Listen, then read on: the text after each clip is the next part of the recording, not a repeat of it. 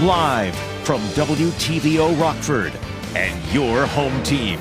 Eyewitness News at 5 starts now. A shooting investigation in Rockford. A man is injured, but he wasn't hit by the gunfire. Possible relief for those affected by recent flooding. The grant could help Stephenson County residents. And the State Line welcomes some of America's newest citizens. The ceremony that took place in Rockford today. Good evening, I'm Mimi Murphy. Eric Wilson is off tonight. A Rockford man is hurt after a shooting last night. It happened around 9:30 at a home on 16th Street, just south of Reed Avenue. Investigators say a gunman got out of a car and fired towards a home. The house was hit and a 47-year-old man was hurt by debris from the gunfire. The man went to the hospital where he was treated and released. No arrests have been made. If you have any information, call Rockford Police or Crime Stoppers. Rockford ATV and dirt bike owners can begin registering their rides with the city tomorrow. Rockford City Council approved the new ordinance earlier this month. It classifies all ATVs and dirt bikes as nuisance vehicles. Among the changes, riders will not be allowed to get gas unless the vehicles are on a trailer. If owners don't register, the city would be allowed to tow the vehicles from public or private property. A link to register will be on the City of Rockford's website tomorrow. It's free to register. Stephenson County residents can apply for help after flooding earlier this month.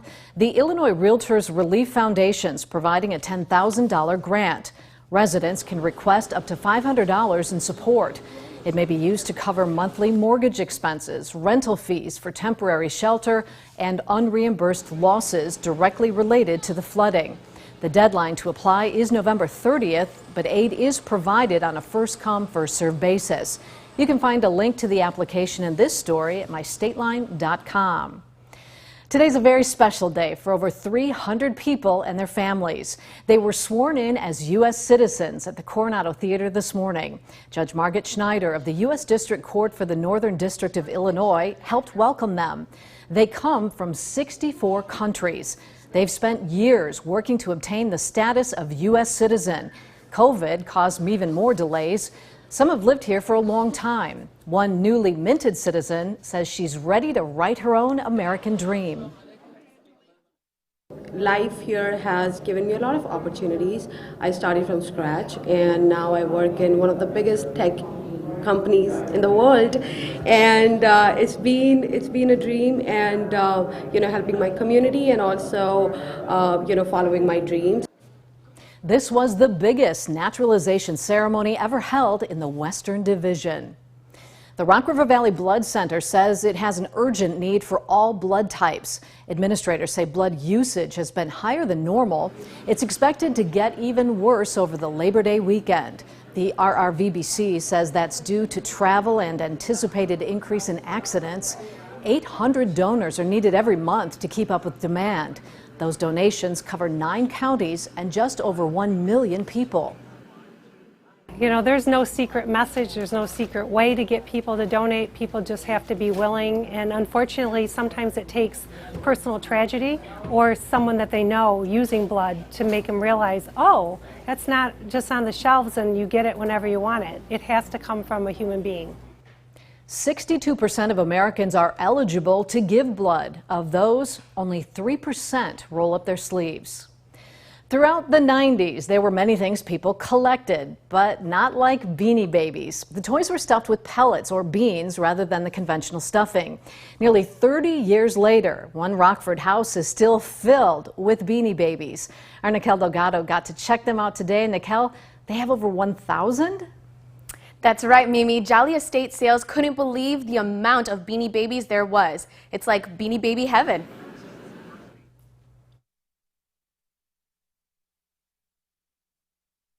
Holy cow.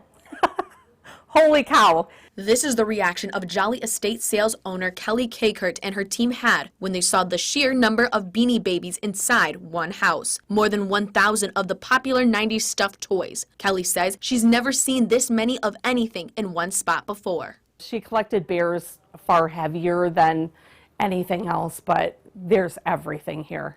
From turkeys to pigs to monkeys, the variety of colors, animals, and sizes are endless. It took Kelly's team 15 hours to sort and divide the Beanie Babies into different groups. My girls are now 25 and 28, and this was, you know, literally the stuff of their childhood dream. I mean, Beanie Babies were so unbelievably hot, you know, 25 years ago. Kelly tells me almost all of these Beanie Babies have tag protectors and some are in display cases. But it doesn't stop there. There's also Beanie Baby collector cards. Kelly hopes these Beanie Babies will bring back fond childhood memories for someone, complete a collection, or become a sweet gift. I hope for some people that they can fill out a collection if they're missing, you know, a piece here or there, or they're looking to, you know, mom cleaned out their room when they moved out and they want 4 or 5 Beanie Babies to throw on the shelf because it reminds them of their childhood, or, you know, whatever the means are that makes you happy. I hope that somebody connects with them in that way. The estate sale will be held at 123 South Madison Street on Friday 9 a.m. to 8 p.m. and Saturday from 9 a.m. to 2 p.m. Mimi? Millions of Americans could receive new COVID-19 booster doses as soon as next week. The shots target the Omicron subvariants. Alexis Christoforous has the details on the first redesign of COVID vaccines since they were rolled out nearly 2 years ago. New COVID shots could be in arms within a few days. The FDA issuing emergency use authorization for its first update to COVID vaccines, targeting the original strain and the most common Omicron strain. The updated boosters contain the same basic ingredients as the original COVID-19 mRNA vaccines, but are modified to target the circulating Omicron variant BA4 and BA5. As well as the strain that was included in the original vaccine. Pfizer's modified booster is for people 12 and older for now. Moderna's shot for those 18 and up. The hope is that the retooled boosters will prevent a winter surge as we head into fall and spend more time indoors. It really provides the broadest opportunity for protection against COVID-19. The updated boosters are only for people who have had both doses of the original vaccines or their latest booster at least 2 months ago. If the CDC signs off on the new boosters this week, the shots could be available right after Labor Day. The big question, will people wary of vaccinations roll up their sleeves again? According to the CDC, 67% of the U.S. population is fully vaccinated, but only 33% of Americans have received a booster dose. News of the updated vaccine comes as millions of children head back to school at a time when the CDC has scrapped nearly all COVID protocols, including mandatory quarantine and routine testing. There's nothing stopping the district, and we have advocated for this, from immediately reimposing a mask mandate. If they're seeing this kind of exponential spread, it's the responsible thing to do. The U.S. has purchased more than 170 million doses from Pfizer and Moderna.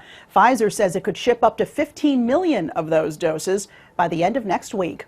Alexis Christoforous, ABC News, New York. Now, your first warned weather forecast from Chief Meteorologist Candace King. Well, good evening. Welcome back. We've got our 10th week of weather in your backyard. We are in Amy's backyard here in Rockford, enjoying some nice food and some good company. Just finishing up our pizza, pasta, salad from Salamone's. Some good weather to go along with that as well. We've had some pretty nice stretch of weather here on our Wednesdays during the summer months. We've got one more week next week. Maybe we'll be in your backyard next week. You never know. All right, let's talk about the weather, because I think next week will be nice too. There is a chance for a couple of showers with a cold front that comes through, but not going to see any of that activity here as we go through the night tonight. Temperatures tonight will drop down into the 50s under that clear sky. Our Supply Corps camera brought to us by Window World over downtown Rockford. Blue sky as far as the eye can see today. Hard pressed to really find any cloud cover. I think maybe I saw one or two little tiny clouds on my way into work earlier today, but that high pressure system doing its job, warming us up and keeping us sunny. 83 our temperature in Freeport, 84 in Rockford, 82 right now in the hub city of Rochelle, down in Dixon and Sterling, and 84 degrees right now in Savannah. We sit with the westerly wind here, not quite as breezy as what it was yesterday, but there is still a decent breeze at from the west at about 5 to 15 miles per hour. We have had some gusts today, close to 20, but that wind speed will come down just a little as that high pressure system continues to sit overhead. We've stretched out our satellite and radar across much of the country. Not a lot going on. A little more moisture down across parts of Texas. They still have some flooding rain going on down there. A little more thunderstorm activity across the panhandle of Florida, actually much of Florida. And watching another system, a weaker one, kind of working across the Central Plains. You see a few severe thunderstorm warnings there across parts of northwest Kansas. That system will slide to our west and southwest during the day tomorrow, but all that's really going to do for us is just really give us a little more cloud cover. So here we go through the night tonight. We hold on to that clear sky for much of the night. Now this morning, temperatures got down into the mid-50s. Rochelle actually got down into the low 50s, so it was chilly, fall-like out there, but we won't be quite as warm tomorrow morning. Still, the numbers will be in the 50s, right around 59 degrees for our Thursday morning. Once the sun comes up, we are going to warm quickly, just like we did for today. We see plenty of sunshine, but then a little more cloud cover comes in. That's from that system off to the west and southwest. That will turn our skies partly to mostly cloudy Thursday night going into Friday. Friday morning, I think we see some cloud cover. You see a couple of showers there trying to pop up to the west.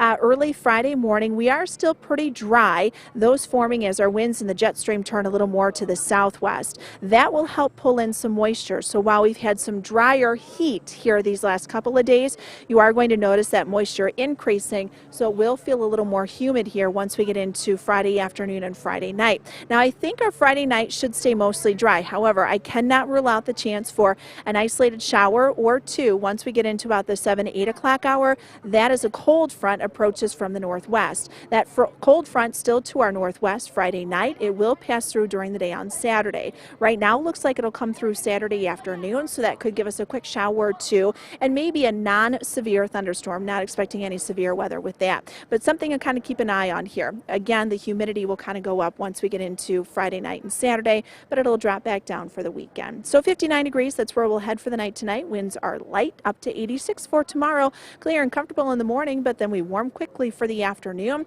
Temperatures as we go through the next 7 days will stay in the 80s, lower 80s. We lose some of the humidity once we get into Sunday and Monday of next week. Labor Day itself right now looks to be mostly dry, and then we stay in those 80s, staying above average once we get a little further into September. Average high should be in the upper 70s, so keeping kind of that summer-like feel, Mimi, going into next week. Now sports with sports director Scott Leber. The White Sox are sliding in the American League Central, and now they're going to be without manager Tony La Russa for who knows how long. The Sox say he'll be sidelined indefinitely with a medical issue. La Russa is in Arizona undergoing tests with his personal doctors. The Sox first disclosed La Russa was dealing with a medical issue before last night's game. La Russa did not manage in that. The White Sox won't say what the medical issue is or how serious it could be. Bench coach Miguel Castro will fill in as the Sox manager in the meantime. The White Sox will host the Royals again tonight. Now, the Sox have lost their last 5 games. They're fading fast in the AL Central. They're now 3 games under 500. There's 6 games back of first place Cleveland, 4.5 back of the Twins, and there's almost no hope of capturing one of the 3 wild card spots. So winning the division title is the Sox' only playoff hope. Cubs will continue their series in Toronto tonight. The Cubs have dropped the first 2 games of the series. Packers, like all NFL teams, have firmed up their 53-man roster over the last 24 hours. The receiving unit is set as far as the guys who have made the team, but the pecking order in the receiver unit, that's far from set. I like the group as a whole, you know. I don't think anybody's clear-cut in front of the other guy. I think it's going to be, you know, very much the ball's going to get spread around, and we're going to try to feature different guys in different spots. Well, the new high school football rankings in Illinois are out for this week. Hononegah just missed cracking the top 10 in Class 7A. Harlem is 8th in 6A, and 5A Sycamore is 5th. Boylan is 7th. Sterling is 9th. In 4A, Stillman Valley is 7th, coming off that overtime win against Byron. The Tigers dropped from 1st to 5th in 3A. DuPec is in the top 10 at number 9. In 2A, Sterling Newman is 9th. In Class 1A, Lena Winslow is still a solid number 1. Forston is number 5.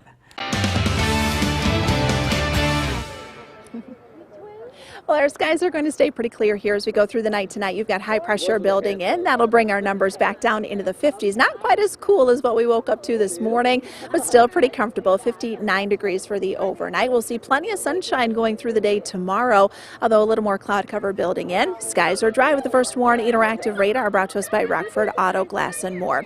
Up to 86 for tomorrow afternoon. You're 87 on Friday. Friday, you'll start to notice the humidity go up just a little bit. And that could lead to a quick shower late Friday evening. And then on Saturday, we'll watch that. I know we've got Rodney Atkins and Justin Moore coming Saturday evening. I think things will be fairly quiet for that concert there. 81 on Sunday. Monday will stay in the lower 80s. You've got a small chance for a shower mostly to the south with that cold front as it stalls out down to the south and high pressure builds back in.